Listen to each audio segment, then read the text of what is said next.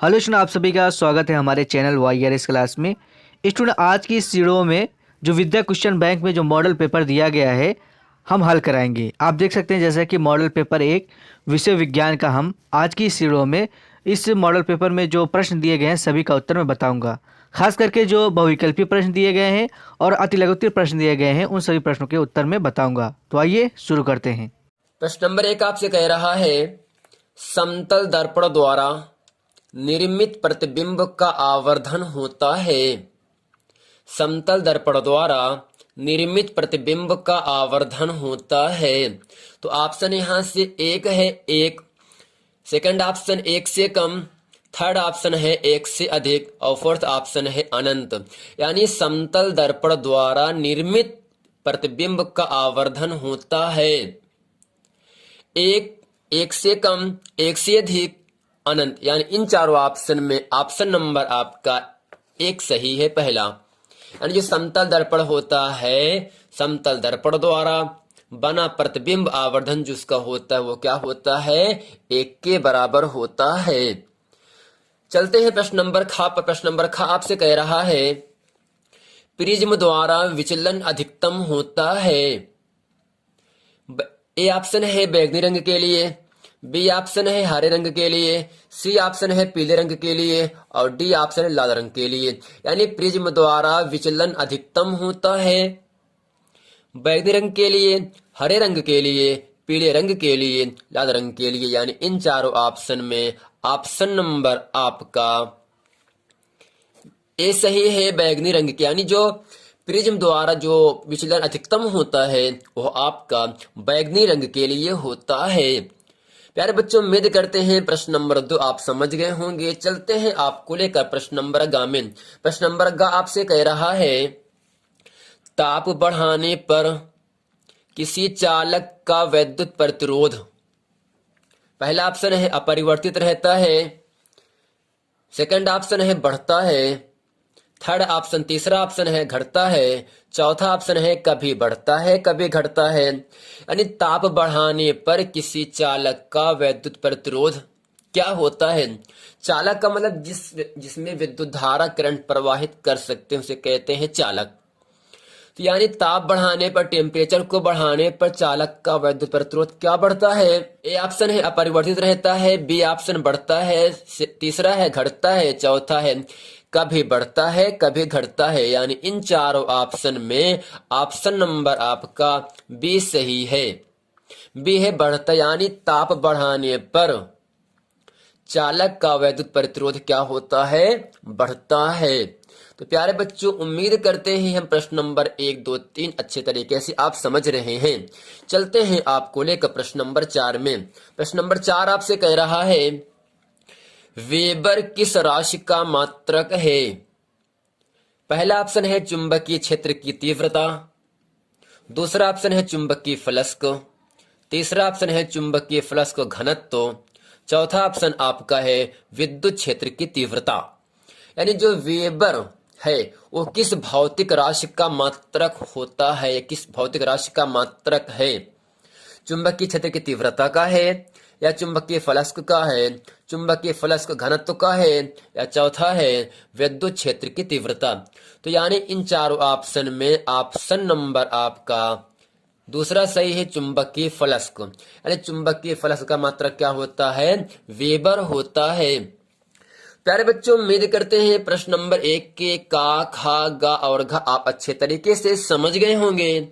चलते हैं आपको लेकर प्रश्न नंबर 2 में। प्रश्न नंबर 2 आपसे कह रहा है का प्रश्न कह रहा है, गोली दर्पण की फोकस दूरी तथा वक्रता त्रिज्या में क्या संबंध है।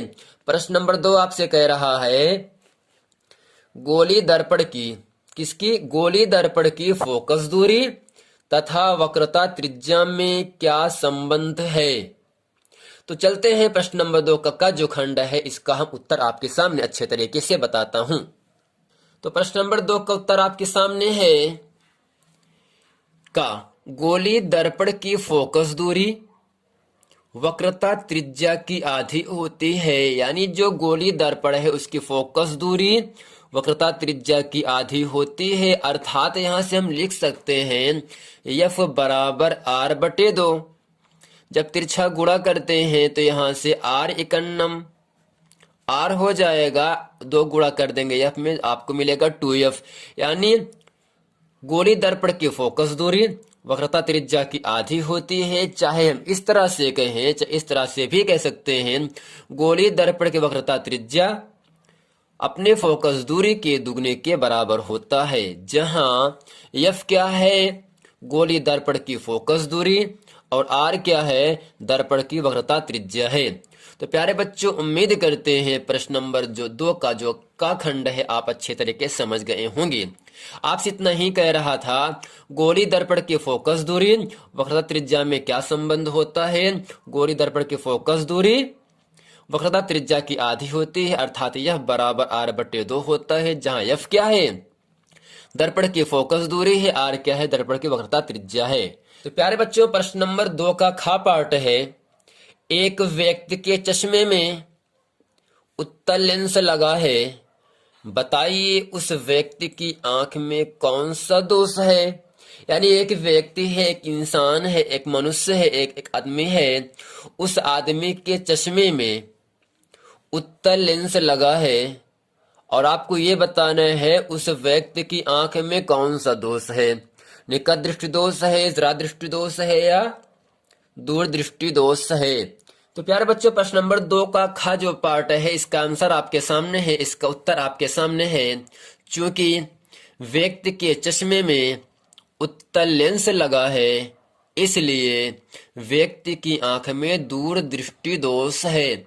यहाँ आपको 2 चीजें मिल जाएंगी। जब व्यक्ति के चश्मे में आपको उत्तल लेंस लगा होगा, तब व्यक्ति की आंख में आपका दूर दृष्टि दोष होता है। जब व्यक्ति के चश्मे में आपका अवतल लेंस लगा होगा, तब व्यक्ति की आंख में निकट दृष्टि दोष होता है। आपसे इतना ही कह रहा है, एक व्यक्ति के चश्मे में उत्तल लेंस लगा है, तो बताइए कि उस व्यक्ति की आंख में कौन सा दोष है। जो व्यक्ति है उसके चश्मे में कैसा लेंस लगा है, उत्तल लेंस लगा है। अगर व्यक्ति के चश्मे में उत्तल लेंस लगा है तो व्यक्ति की आंख में कौन सा दोष पाया गया, दूर दृष्टि दोष पाया गया। तो प्यारे बच्चों, उम्मीद करते हैं प्रश्न नंबर 2 आप समझ गए होंगे। चल, एक कूलाम आवेश की रचना करने वाले इलेक्ट्रॉनों की संख्या परिकलित कीजिए। प्रश्न आपसे 2 का खंड कह रहा है, एक कूलाम आवेश की रचना करने वाले इलेक्ट्रॉनों की संख्या की परिकलित कीजिए। चलते हैं, इसका उत्तर आपके सामने अच्छे तरीके से बताते हैं। तो प्रश्न नंबर 2 का जो का खंड है, इसका उत्तर आपके सामने है। इसमें लिखेंगे हम जानते हैं कि एक इलेक्ट्रॉन पर आवेश होता है। इलेक्ट्रॉन को हम ई से लिखते हैं, अर्थात यहाँ से ई का मान आपको दिया है 1.6 गुणे 10⁻⁻19। सी का मतलब कूलाम।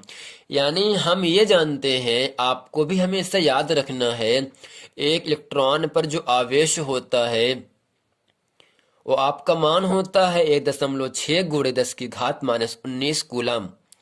माना एक कूलाम आवेश में इलेक्ट्रॉनों की संख्या n बह रही है। एक कूलाम आवेश में इलेक्ट्रॉनों की संख्या n है, तो इसलिए जब इलेक्ट्रॉनों की संख्या n है एक कूलाम आवेश में, तो इसका मान बराबर होता है यानी E बराबर 1c। c क्या है, कूलाम, यानी यानी E बराबर 1 कूलाम। तो n गुणे E का मान ऊपर आपके सामने है 1.6 गुणे 10⁻⁻19। यहाँ पर E का मान रख दिया, 1c को ऐसे रखा, c से कट गया। c बराबर है बाएं पक्ष में है, दाएं पक्ष में भी है, तो c से c कट जाता है। जब n का मान निकालेंगे तो 1/, तो n के साथ में 1.6 गुणे 10⁻⁻19 गुणे में है, ये पूरा आ गया भाग का मतलब होता है हर में। तो यानी यहाँ से n बराबर जो घात 10⁻⁻19 है, इसको अंश में कर दिया। हमेशा आपको याद रखना है, जब घात हर से अंश में लेके जाते हैं या अंश से हर में लेके आते हैं, अगर घात धन में है तो ऋण हो जाता है, अगर ऋण में घात है तो घात ऊपर जाता है, तो क्या हो जाएगा, धन हो जाएगा। नीचे क्या है 1.6, इसे हम इस प्रकार से लिख सकते हैं, जो 10 है इसे लिख सकते हैं 10 गुणे 10⁻18। आपको याद होगा, कक्षा पढ़ाया गया होगा, यदि गुणे में आधार समान होते हैं तो घातें आपस में जुड़ जाती हैं। आधार क्या 10 है, घात क्या 1 और 18 क्या हो गए 19। यानी यहां से हम जो 10⁻19 है इसको अलग कर दिया, 10⁻1 गुणे 10⁻18। यानी जब 10 में हम 1.6 से भाग करते हैं तब आपको मिलता है 6.25 गुणे 10⁻18 को वैसे के वैसे रख दिया।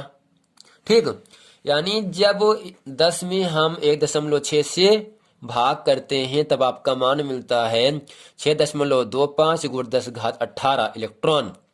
यानी आपको यहां से क्या मिला, अतः एक कूलाम आवेश में इलेक्ट्रॉनों की संख्या कितनी होती है, 6.25 गुणे 10⁻18 कूलाम। आपसे इतना ही कह रहा था, एक कूलाम आवेश की रचना करने वाले इलेक्ट्रॉनों की संख्या परिकलित की, यानी एक कूलाम आवेश में कितने इलेक्ट्रॉन बहते हैं उनको हमें परिकलित करना है। आपको यहां से क्या मिल गया, एक कूलाम आवेश में 6.25 गुणे 10⁻18 कूलाम क्या होते हैं, बहते हैं या प्रवाहित होते हैं। प्यारे बच्चों, उम्मीद करते हैं इस मॉडल पेपर फर्स्ट का जो खंड आ था भौतिक विज्ञान, वो मैंने इस वीडियो में जितने भी बहुविकल्पी और अतिलघुत्तरीय के महत्वपूर्ण प्रश्न थे अच्छे तरीके से बता दिया। इसके बाद जो वीडियो हम बनाएंगे वो आपका खंड 12 रहेगा, रसायन विज्ञान। ठीक, यदि आपको ये वीडियो पसंद आया है तो वीडियो को लाइक करें और हमारे चैनल YRS क्लास को सब्सक्राइब करें ताकि आने वाला वीडियो आप तक आसानी से पहुंचता रहे। मिलते हैं अगली वीडियो में, तब तक के लिए थैंक यू।